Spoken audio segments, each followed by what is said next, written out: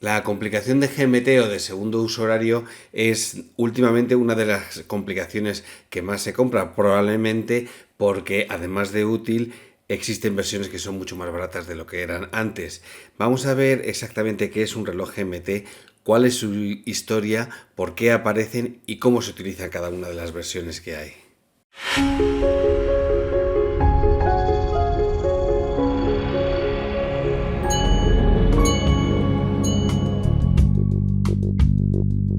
En primer lugar, ¿de dónde viene el término GMT? GMT significa Greenwich Mean Time, o sea, el tiempo medio medido según el meridiano de Greenwich, que está allí en el suelo representado. Pero no siempre había sido así. Antes de que se estableciera que era el meridiano cero, cada país y cada localidad tenía su propio tiempo. Medían sus tiempos con los relojes de sol o los relojes de catedral, pero no había un consenso sobre qué hora había. De hecho, uno de los primeros sincronizadores públicos de la hora está precisamente en el observatorio de Greenwich, donde hay en el tejado un mástil con una bola que empieza a subir a la 1:05, a la 1:02 sube del todo y a la 1 cae. De esa forma los marineros sobre todo podían sincronizar sus relojes con la hora del meridiano porque sabían que era la 1, y el resto de los ciudadanos que lo pudieran ver pues también podían sincronizar sus relojes. Pero todo esto cambió con el advenimiento de los ferrocarriles, que obviamente obligaban a que hubiera una coordinación de tiempos, no solo para los pasajeros sino para la seguridad de los trenes. En 1880 el Reino Unido adoptó la hora del meridiano como la hora central de Inglaterra y 3 años después Estados Unidos hizo lo mismo. En 1884 ocurrió la llamada Conferencia del Meridiano, que fue una conferencia mundial para establecer un baremo y un criterio único, y ahí es donde se estableció, después de muchas discusiones, que el meridiano de Greenwich sería el meridiano cero, dividiendo al mundo entre este y oeste, y se adaptó esa hora como la referencia mundial. La aparición de los relojes atómicos trajo una medida más precisa del tiempo y se abandonó el GMT en favor del llamado tiempo universal coordinado o UTC. Pero el hecho es que como los relojes GMT o la denominación GMT ya llevaba tanto tiempo, se ha quedado como, digamos, el nombre de referencia. Por eso hay relojes que tienen UTC escrito y otros GMT, pero al cabo significan lo mismo y hacen la misma función. Pero todo esto en realidad es una explicación sobre la medida del tiempo. Pero ¿qué es lo que hace que aparezca un reloj GMT? En 1952, un vuelo directo de la British Overseas Airways Corporation, o BOAC, unía Londres y Johannesburgo en 18 horas sin escalas, inaugurando así la era de los vuelos a reacción.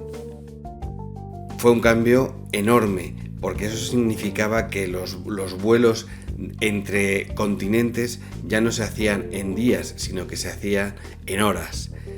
Eso es gracias a los aviones a reacción, a los jet, y de ahí viene la denominación jet set, es decir, la gente que se podía permitir el pagar los vuelos en estos aviones súper rápidos en aquel entonces, que les permitía acortar los tiempos. Es tan importante que incluso Breitling cambió el logotipo de su reloj Navitimer del tradicional al Twin Jet, que tenía 2 colas de avión a reacción. Así de importante es. Pues bien, la Pan Am quería que sus pilotos tuvieran un reloj en el que pudieran controlar la hora de origen y la hora de destino, y se lo encargó a Rolex, que lanzó su famoso GMT.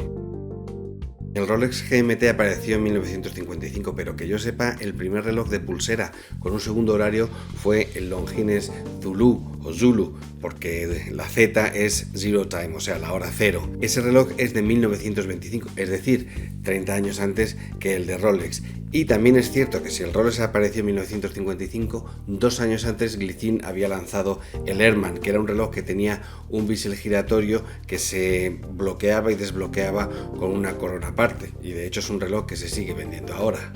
Recordemos también que en los años 30 Louis Gauthier había lanzado el mecanismo de World Timer, de hora universal, que empezó vendiendo en relojes de bolsillo y inmediatamente los empezó a comercializar también de muñeca a través de Patek Philippe fundamentalmente. Pero claro, el reloj de Rolex era el que visualmente era más fácil de interpretar y además ahora nos parece algo normal, pero en su momento fue un hito el hecho de que el bisel del reloj de Rolex fuera bicolor para indicar el día y la noche, que como digo nos parece normal, pero entonces fue una sorpresa enorme y un gran acierto que ha pervivido. Por eso es que, digamos, el reloj prototípico de GMT es el de Rolex, y más cuando en 1983 incorporó un movimiento independiente para la manecilla horaria, de manera que no se movía todo en conjunto, sino que se separaba, y que lo hacía muchísimo más cómodo a la hora de utilizarlo. Hay dos tipos de relojes GMT, los Traveler o de viaje y los Caller o de llamada o de oficina, que también se dice. Vamos a empezar viéndolo los Traveler, que son, digamos, los más auténticos, y como homenaje a ese reloj original de Longines, el Zulu, vamos a utilizar un Longines Spirit Zulu, que es de la colección actual, muy atractiva, por cierto. La configuración más conocida de estos relojes es la que consta de horas, minutos, segundos y una cuarta manecilla, que es con la que vamos a jugar con los usos horarios, además de una ventana de fecha, en este caso a las 6, y un bisel bidireccional que en el caso de este Longines Zulu es además cerámico. ¿Cómo se utiliza? Lo primero que tenemos que hacer para ponerlo en la hora actual es colocar la cuarta manecilla en la hora que tenemos en origen. Para ello movemos la hora hasta que esté la manecilla secundaria en la hora correcta. En este caso las 10:05 pasadas, la hora canónica. Después tenemos que colocar la manecilla horaria también a las 10 horas. Para ello sacamos la corona a la primera posición, en la que, como vemos, el segundero nos separa. Movemos la manecilla hasta llevarla a su sitio.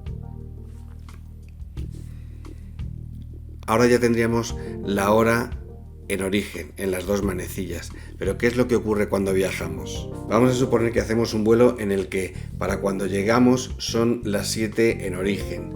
Pues supongamos que la hora de nuestro destino son solo las 3 de la tarde por la diferencia de uso horario. Entonces repetimos la operación de la manecilla horaria para llevarla a las 3 horas.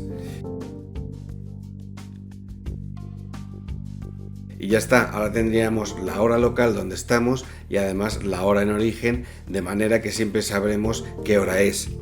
Y sabemos si en casa es por la noche o por el día, de manera que no llamemos en mitad de la noche. Hay que señalar también que la fecha depende de la manecilla de horas, porque lo que nos interesa saber es qué día es allá donde estamos.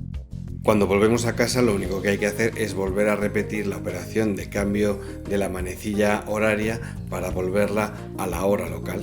Y así es como se usa un GMT Traveler.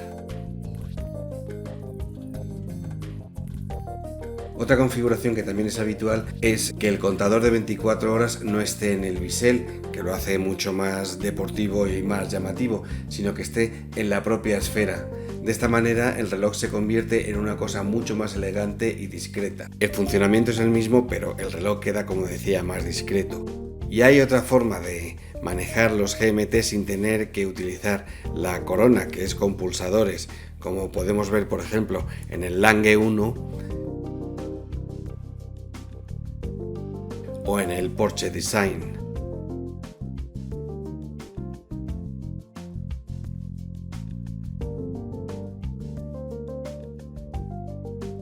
Y hay una tercera versión también popularizada por Rolex con su Explorer 2. En este caso el bisel de 24 horas es fijo, pero la manecilla de hora se mueve también de manera independiente, como vimos por ejemplo en el vídeo de este Grand Seiko Spring Drive GMT.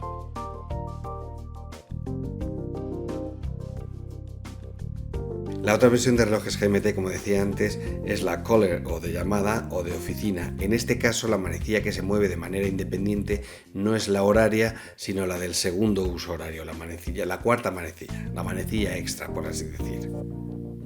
En este caso, al llevar la corona a la primera posición, tenemos dos opciones. Si la giramos en contra de las agujas del reloj, lo que hacemos es cambiar de fecha, y si la movemos hacia adelante, lo que hacemos es cambiar la aguja de GMT. Como vemos, cuando estamos haciendo eso, la manecilla del segundero no para.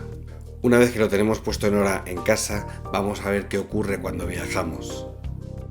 Vamos a suponer que yo vuelo de Madrid a México, que son 11 horas.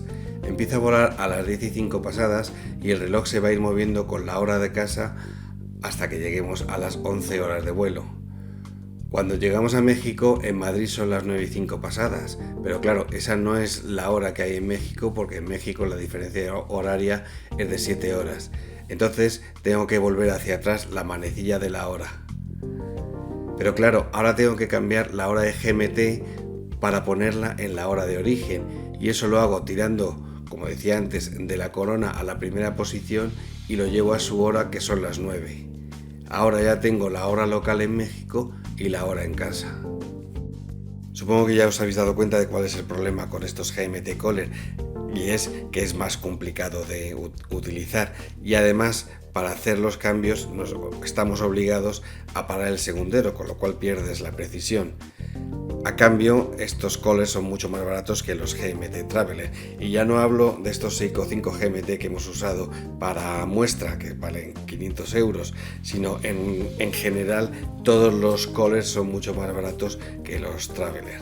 Algo común a todos los GMT con bisel independiente es que se puede utilizar para tener 3 usos horarios distintos. Como ya tenemos la hora en origen, utilizando los índices interiores, y más aún si también tienen un marcador de 24 horas como pasa en el Seiko 5, el bisel se puede mover para tener un tercer uso horario, simplemente sabiendo cuál es la diferencia con respecto a la hora de referencia. Eso sí, se pierde la indicación de noche y día en aquellos que la tengan en el bisel, así que hay que tenerlo en cuenta. Aunque cada vez están saliendo más calibres con la función GMT Caller, dada la demanda del mercado, lo más habitual es encontrarse un movimiento ETA como el que aparece en el Bell & Ross BRV293 o su equivalente en Selita, que es por ejemplo el que tiene mi Isotop Terra Maris, que es una edición limitada inspirada en la ciudad portuguesa de Cascais y que tiene una forma muy peculiar de mostrar la fecha con un círculo exterior. Cada circulito pequeño es un día del mes y con el segundo uso horario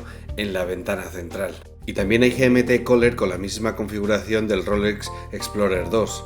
El más asequible vuelve a ser el Seiko 5 en versión Field GMT, que cuesta 490 euros. Y eso es todo, espero que os haya sido interesante y útil la explicación. Si es así, por favor, dadle un like al vídeo, suscribíos al canal si no lo habéis hecho aún y dadle a la campanita para que os avise cuando haya un nuevo vídeo, y seguidnos en las redes sociales. Un saludo y hasta el próximo vídeo.